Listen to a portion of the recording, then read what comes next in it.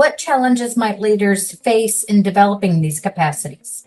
So we talk about these 7 capacities in positive leadership. And someone might say, well, that's great. How does one go about developing it? What obstacles might be in the way of developing in these 7 areas? And I think the first limitation is being aware of these capacities and the connection to leadership. So that's the basis for everything is having a clearer concept for what leadership is.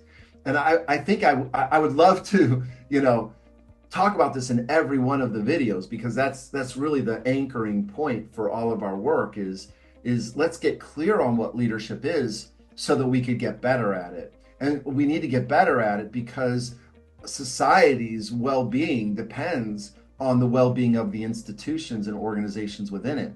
And leadership is probably the most important factor in determining the health of an organization.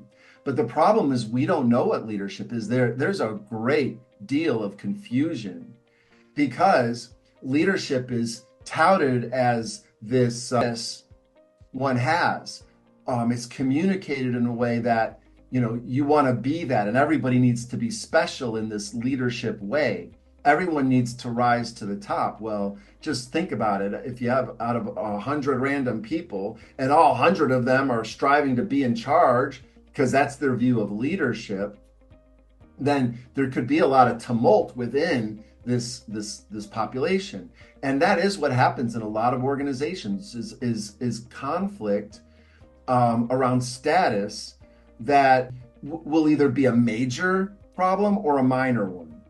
And that's pretty much it. Range, it's not no problem at all. Status will always be a problem.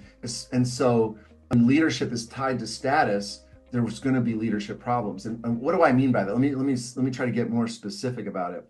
See, we have a bunch of people who are interested in leadership because there's perks associated with it. There's prestige. That's what I mean by status, prestige. And then that comes with perks such as money, compensation, benefits, and just a lot of intangibles as well. So people know it's good. It's good to be the leader. It's good to be in a role. It's good to be the person who calls the shots. It's good to be the person at the front of the room. But that's not leadership. That's calling the shots or being the person at the front of the room.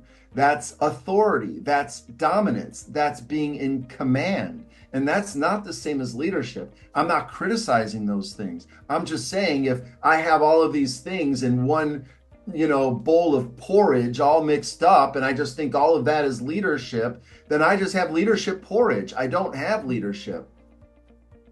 And that's the state we're in right now. We have this vague phrase. It's touted as being very important. When you ask people to really isolate what it is, they'll say things that sound kind of smart, like leadership is vision, okay? But clearly there's people who aren't necessarily visionaries that are still capable of leading. So what is leadership?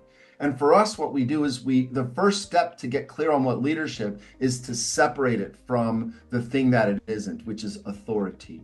And we have leadership and authority fused together to a depth we don't even realize. We just have them lumped together and we just call it this. But if you really tease them apart, you'll see that they're different things. Authority comes with a position within a hierarchy. No hierarchy, no authority. You're not the boss of me.